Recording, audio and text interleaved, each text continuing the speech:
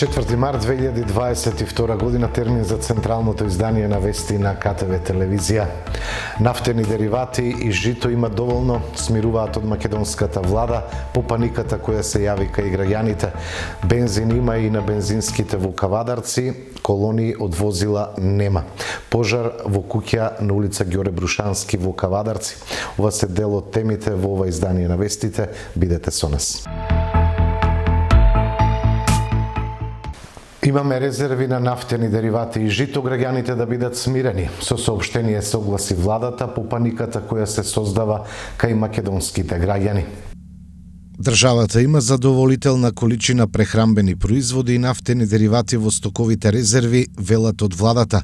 Граѓаните не треба да се грижат. Нафтени деривати во државата има, трговците редовно набавуваат гориво согласно побарувачката, стои во денешното владино соопштение.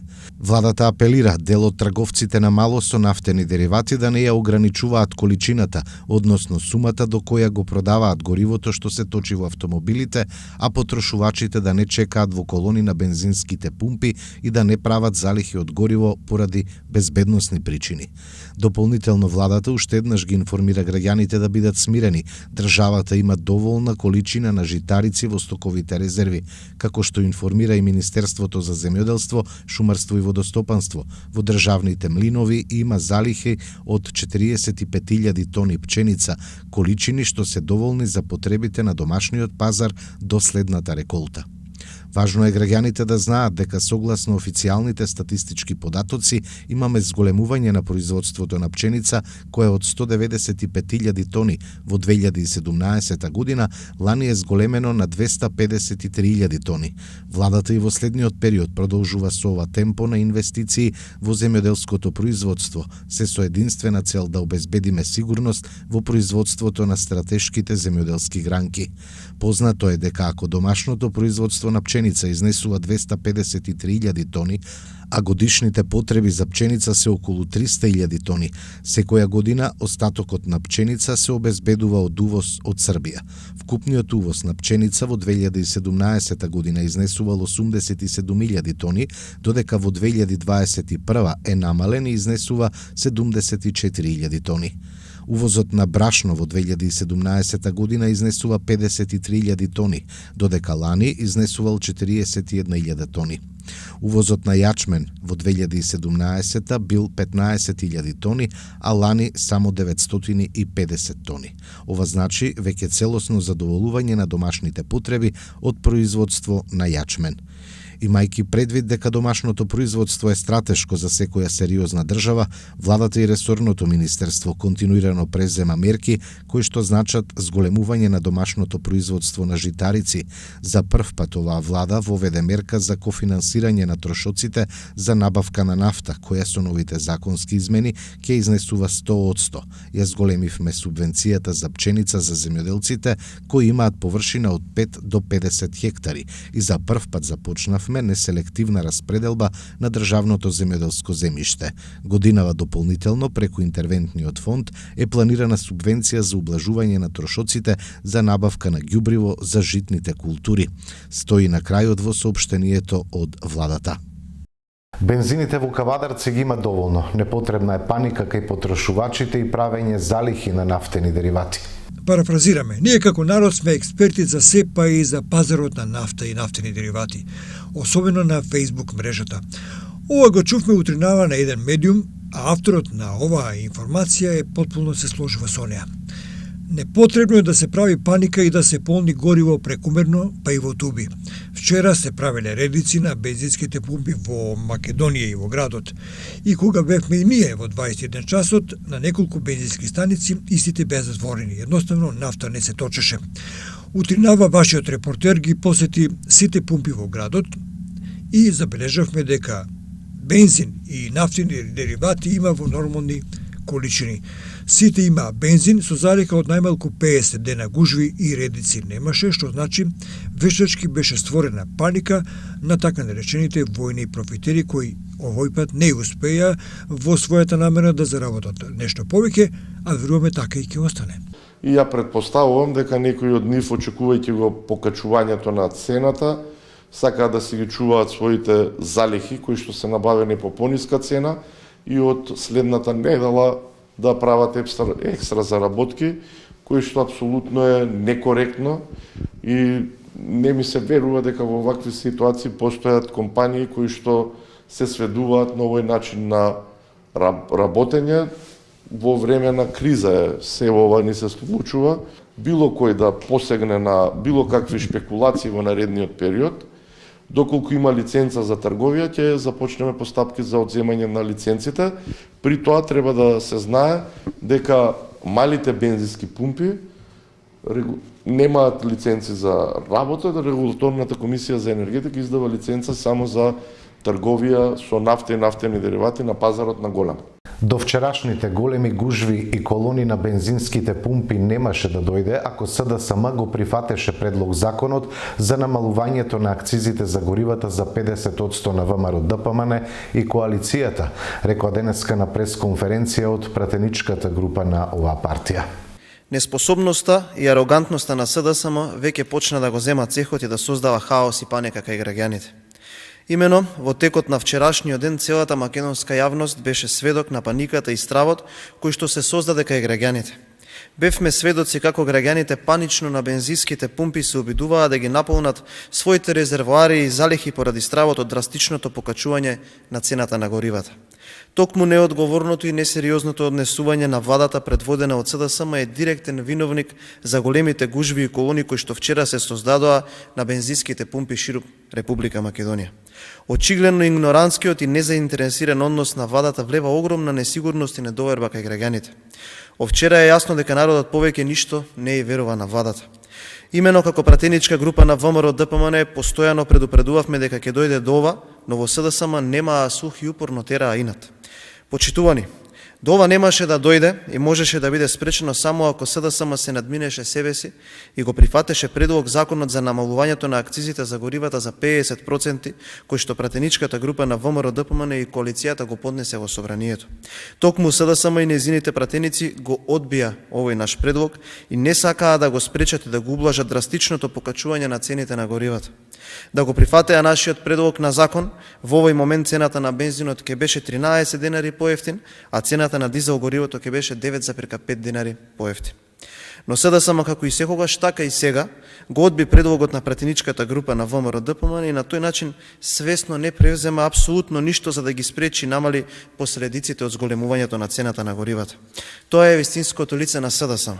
Тоа е ароганцијата и дрскоста на владиното мнозинство.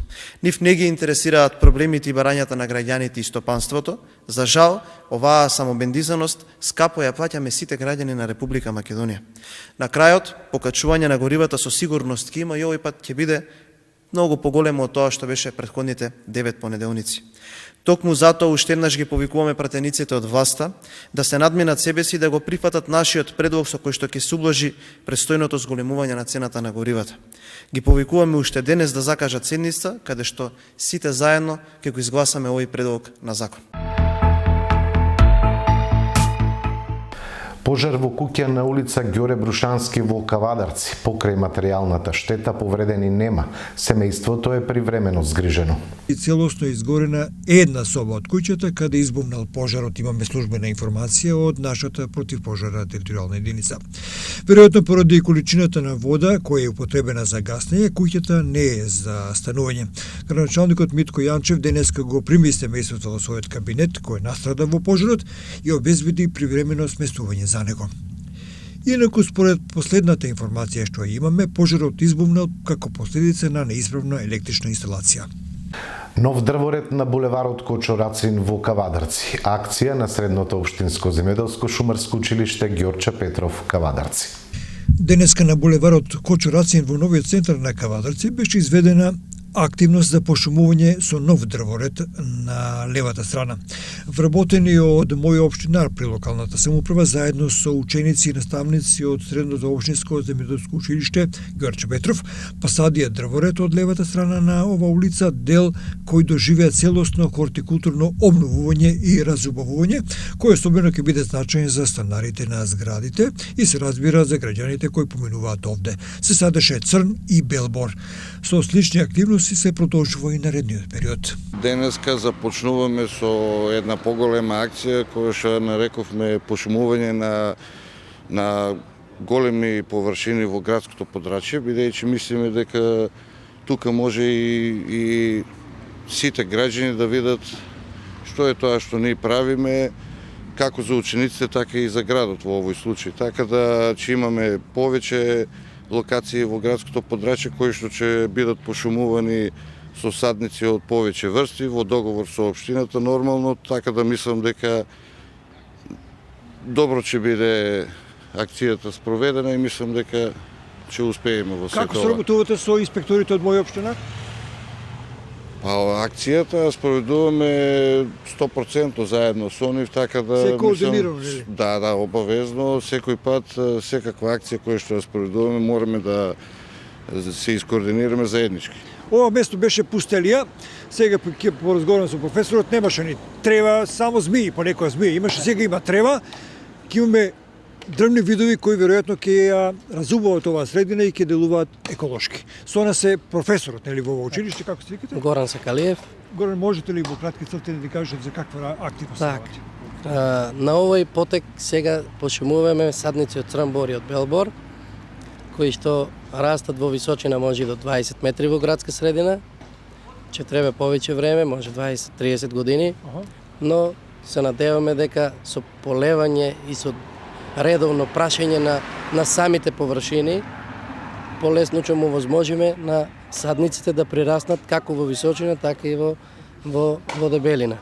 Колку вкупно садници ќе бидат посадени на оваа страна на булеварот? На оваа страна околу 60 садници ќе бидат посадени, со тоа што не завршуваме само овде, ќе имаме и повеќе локации, ќе имаме и на Бел Камен, и на местото викано Калница, и на место викано Глишички рид, со повеќе видови на садници, како што се аризонски чемпрес, багрем и исто белбор и црнбор ќе бидат посадени на тие површини, зависно од терените. Имате ли подршка од директорот и од сите структури во општината кога сакате еколошки некаде не имате ваша стручно забележување да се интервенира? Така, пред се идејата беше наша со координација со општината и со мој општинар. Наши се производството на садници се наши, едноставно само баравме површина која што можеме да ја пошумиме. Имаме и наша шума во Михајлово, наставно-научна шума, и ќе правиме на крајот на месецот кога ќе се растопе снегот, пошто сега моментално има снег таму. Исто ќе пошумиме со бел и црнбор на локацијата кај што имаме наша површина, што е редовна акција за наставно-научната шума секоја година. Благодарам. Значи, илјадници садници ќе бидат посадени во Кавадарци, во градското и вон градското подрачје. Директоре, добра работа. А наша цел е да се вклучиме во целокупниот општествен живот во општината. Ние како училиште нормално, главната цел е работа со ученици. Но покрај нашата работа се трудиме да создадеме и нови вредности кои што ќе ги ползуваме сите во општината. Така да мислам дека не застануваме тука со шумски видови, кај нас имаме, почнуваме сега, може би секогаш треба повеќе, но сепак почетокот е, мислам дека на добар пат сме, имаме и разни видови на цветни видови, така да верувам дека ова е само почеток и се надевам дека сите заедно во општината ќе видиме кои се тие сите работи кои што ги спроведуваме и ќе ги спроведуваме во иднина во општината. Денес градоначалникот на општина Кавадарци Митко Јанчев во својот кабинет имаше работна средба со градоначалникот на општина Гостивар Арбен Таравари, информира од кабинетот на Јанчев. Да се укине казнената политика, хронично болните да не мора да одат на специјалист за редовната терапија и да се сменат одредени решенија, например, кога колега оди во пензија, се затвора амбулантата, а вработените остануваат без работа. Се барањата на матичните лекари кои денеска повторно протестираа. Тие се револтирани бидејќи се уште не се формирани работните групи кои треба да најдат решение за нивните барања и проблеми. Општинското основно училиште Страшо Пинџур Кавадарци го одбележа патрониот празник. Училиштето ги награди правенците на генерацијата и оние со исклучителни резултати, но и вработените јубилејци и идни пензионери. Денеска основното општинско училиште Страшо Пинџур од Кавадарци го одбележа патрониот празник. Активностите започнаа во паркот на Револуцијата, каде беше положено свежо цвеќе на спомен бистата на народниот херој. Цвеќе положи делегација на училиштето предводена од директорката Илинка Бакева, председателот на Советот на општина Кавадарци доктор Стојан Чорамов, делегација од кабинетот на градоначалникот Митко Јанчев и пратеничката во Републичкото собрание Даниела Колева заедно со советниците од Социјалдемократскиот сојуз на Македонија. Прославата на патрониот празник продолжи во училиштето, каде се обратија директорката на училиштето Илинка Бакева и председателот на Советот доктор Стојан Чорамов. Знаењето може да се дава и прима безгранично. Токму тоа ни е целта на нашето училиште. Да им дадеме на нашите ученици знаење, умење и вештини, за да изградиме здрави, образовани граѓани. Кон оваа наша цел, чест и задоволство ни е што се придружува и председателот на Совет на општина Кавадарци, доктор Стојан Чорамов, кој несебично се вложува да го афирмира знаењето и училишниот успех на првенците на генерацијата во основните училишта и да им оддаде јавно признание за постигнатите резултати. Оваа генерација е генерација што долго ќе се памети во историјата на основното општинско училиште Страшо Пинџур Кавадарци. Генерација со ученици што постојано се залага да бидат секој ден се подобри и подобри. Генерација ученици со огромен надпреварувачки дух. Ученици со голема самодоверба и пожртвуваност за своето училиште. Ученици кои знаат критички да размислуваат и логички да ги пренесат своите знаења. Ученици за кои со гордост можеме да кажеме дека се најдобри. Благодарение на нив, на нивното учество, на најразлични домашни и меѓународни надпревари, манифестации за нашето училиште се слуша насекаде во нашата татковина. Благодарение на нив, нашето училиште се вбројува меѓу најуспешните училишта. Ми е посебна чест и задоволство што денеска сум присутен на оваа пригодна свечаност на вашиот патрон, на вашето основно општинско училиште, да ви е за многу години и ова школа да биде, како и сите останати 6 основни општински училишта во нашата општина, расадник на млади таленти, расадник на ученици кои достојно ќе ги представуваат нашиот град и нашата држава. Јас, низ мојата животна траекторија, потекнувам од општина Кавадарци, своето образование основно го помнам во основното општинско училиште Гоце Делчев, каде бев првенец на генерацијата во моје време, тоа е 95-99 година. И искрено да ви кажам дека ми е посебна чест кога после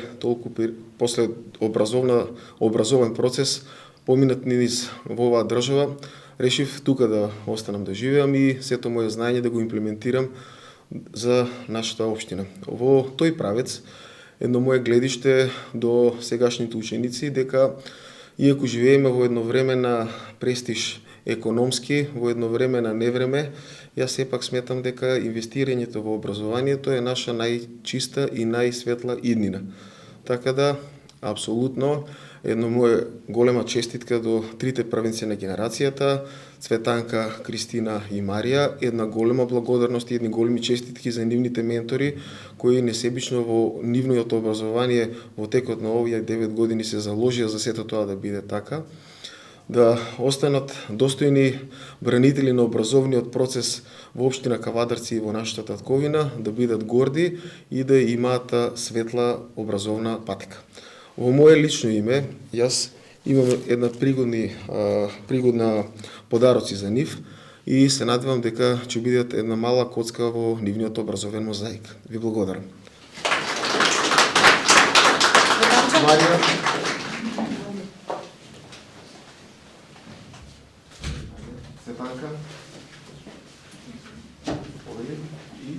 Кристина.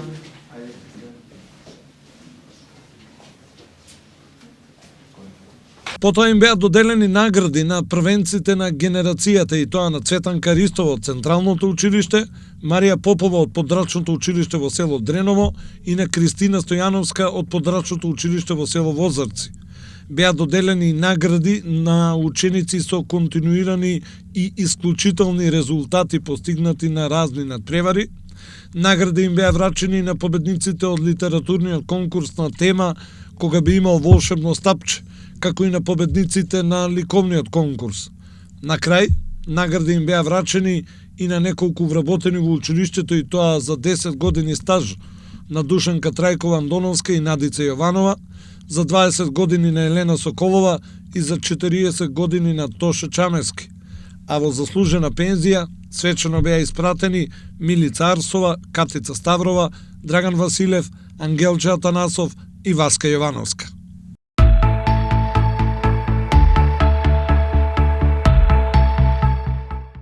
Во вестите информираме и за спортските случувања викендов. Тиквеш Скопје играат утре од 14 часот на градски стадион Кавадарци. ГФК Тиквеш со победа ќе ги прескокне скопјани на табелата и ќе ја направи интересна борбата за опстанок. Фудбалските прволигаши овој викенд ќе ги одиграат средбите од 22-то коло, последно од вториот круг. Сите средби се играат во стандардниот термин во недела од 14 часот, освен средбата Тиквеш Скопје, која ќе се одигра утре, сабота, со почеток од 14 часот. Причина се телевизиските преноси на македонската телевизија и Арена Спорт. Овој надпревар е од особена важност за двете екипи во борбата за опстанок, бидејќи на табелата ги делат само 3 бода. Со победа Тиквеш ќе го прескокне Скопје, но и скопјани посакуваат позитивен исход за нив во обидот да се оддалечат од кавадарчани. Во останатите средби се среќаваат Академија Панде Борец, Струга Тримлум Македонија Ѓорче Петров, Работнички Шкендија, Брегалница Пелистер и Ренова Шкупи. 18-тото коло кај второлигашите на Истокот утре ќе донесе два исклучително важни надпревари. Двете првопласирани екипи, кои имаат изброј бодови, се среќаваат со двете второпласирани екипи, кои заустануваат само 2 бода зад водечките. Победа во Прилеп ја пречекува Беласица, а Слога во Виница ќе игра со Саса. Во останатите средби, Локомотива во Градско игра со Пехчево, Братство Детонит и Осогово Кожув. На западот дербито ќе го одиграат Тетекс и Воска, а во останатите средби се среќаваат Силекс Кораби, Охрид Велешта, Кадино Беса и Гостивар Вардар. Сите кавадаречки кошаркарски екипи играат во сабота од 14 часот, Трокал Куманово од 16 часот, Пробаскет Крива Паланка и од 18 часот Евроникел Кожув. По паузата заради купот и репрезентативните обврски, викендов продолжуваат возбудувањата во првата машка кошаркарска лига со средбите од 17-тото коло. Во сабота ќе играат Ангели ТФТ, МЗТ-2 ФМП, Гостивар Феникс и во салата Јасмин утре од 18 часот Евроникел го пречекува Кожув. За кавадарчани секоја средба до крајот е борба за пласман во плейофот, што значи дека на оваа средба ќе им тежи императивот победа. Евроникел моментално е 6 со изброј бодови како и Феникс кој е 7, но има и средба помалку, а 8 е Работнички со само бод помалку. Гевгеличани заостануваат 3 бода зад кавадарчани. Во недела својот надпревар ќе го одиграат МЗТ и Работнички, а во понеделник Куманово и Пелистер. Кај дамите во елитната група А на програмата е второто коло од Оролоџото. Утре со почеток во 16 часот во салата Партизан, Пробаскет ја пречекува Крива Паланка. Во недела играат Струга и Бадел, а во понеделник се игра дербито помеѓу Баскет Кам и Вардар, слободна екипата на МЗТ. Во првата женска кошаркарска лига, група Б, утре во рамките на 14-тото коло во салата Партизан, од 14 часот Трокал го пречекува Куманово во обидот да ја задржи лидерската позиција. Утре се играат и средбите Тим Арена Патриот и Мегабаскет Шкупи, а во недела се игра средбата Ринија Гостивар. Слободна е екипата на Гризли.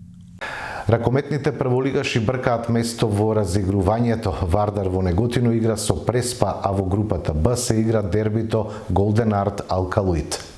Ракометните прволигаши ја продолжуваат битката за место во плейоф разигрувањето. На програмата се средбите од 17-тото коло. Во групата А Драчево е слободно, па Вардар и Младост имаат можност повторно да се одлепат на плюс 3. Неготинчани се фаворити во дуелот со Преспа, средба која треба да се одигра утре со почеток во 18 часот. Младост во недела го игра дербито со Работнички, Партизан игра со Јехона, а Борец го пречекува Шампион. Во групата Б колото ќе го одбележи големото дерби помеѓу Голден Арт и Алкалоид. Јуниор Кисела Вода е голем фаворит во дуелот со Текстилец. Останатите екипи кои претендираат за висок пласман гостуваат Куманово кај Астраион, а Аеродром кај Македонија Ѓорче Петров. Металург РА ќе се обиде да ја искористи предноста на домашниот терен во дуелот со Кичево.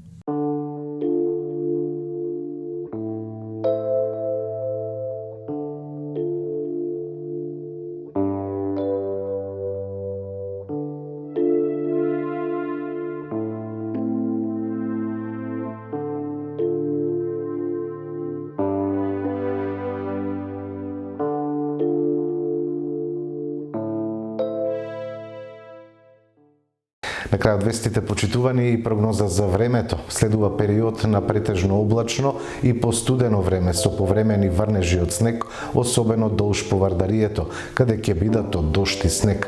За време на викендот врнежите на места ќе имаат пообилен карактер, локално над 30 литри на метар квадратен. На планините снежната покривка позначително ќе се зголеми од 20 до 30 сантиметри, а нова ќе се формира и во некои пониски места. Температурите ќе бидат под просекот за овој период. Температурата утре од 1 до 6 степени. Го следете централното издание на вести на КТВ. Почитувани, имајте секој добро со нашата програма.